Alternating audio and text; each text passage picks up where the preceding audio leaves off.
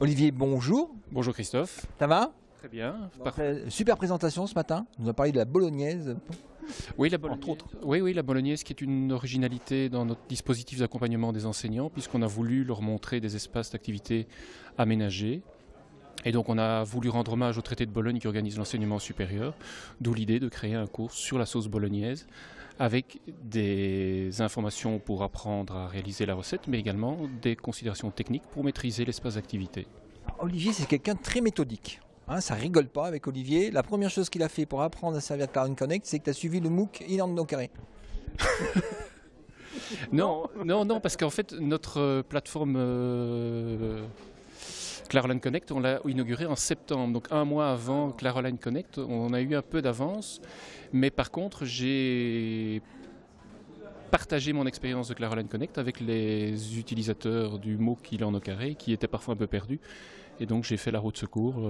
Parce que c'était sur la première édition, c'était un peu du folklore, parce qu'un jour il y avait cet outil, le lendemain on le mettait ailleurs, enfin ça bougeait pas mal. Oui, effectivement, et donc là ça m'a permis aussi d'apprendre à maîtriser la plateforme, donc j'y gagnais aussi en expérience et en partage. Donc aujourd'hui vous avez installé ça, donc vous avez testé des formations, des solutions, vous en êtes où dans votre institution? Alors l'an dernier, donc septembre 2013, une formation 20 enseignants, 200 étudiants. Septembre 2014, 2000 étudiants, donc on est monté en régime. Et la suite, on l'attend pour savoir ce que notre institution va pouvoir décider pour la suite, si on augmente encore à l'échelle de la haute école. Et donc là, on pourrait passer à 10 000 utilisateurs dans les prochains mois. Donc 10 000 utilisateurs, et le nombre d'enseignants qui utilisent, c'est quel type de dispositif qu'ils mettent en place? Tu as parlé de bibliothèque, de... L'utilisation reste largement dominée par le dépôt de documents, donc l'ancien document et lien de Claroline version 1 et la ressource fichier maintenant.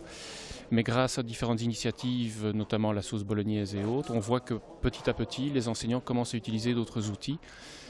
Et on a bon espoir. En fait, les forums se développent, les évaluations, les exercices, des parcours commencent à prendre forme. Et donc, tant que la plateforme évolue et qu'elle nous offre de nouvelles possibilités, l'offre se diversifie et il y a une demande en tout cas.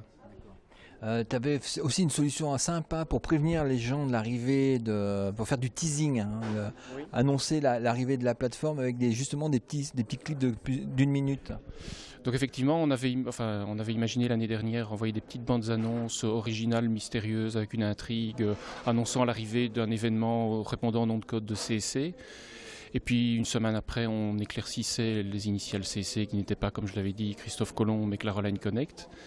Et puis le troisième épisode, c'était un Powtoon, c'est aussi amusant d'utiliser cet outil-là qui donnait les différentes fonctionnalités. Et donc l'idée aussi, c'est de porter à la connaissance des enseignants que des petits outils comme ça peuvent être intégrés à leur dispositif, parce qu'annoncer un événement dans son cours peut très bien se faire aussi avec du teasing ou des bandes annonces. J'ai une dernière question à te poser. Quand tu formes un enseignant, est-ce que ça va plus vite maintenant sur Clarion Connect? C'est plus compliqué par rapport à la version précédente? Là, j'ai du mal à répondre. Ce qui se passe, c'est qu'aujourd'hui, par rapport à la version précédente, les enseignants travaillaient de façon isolée en cours. Donc, un espace, c'était un cours.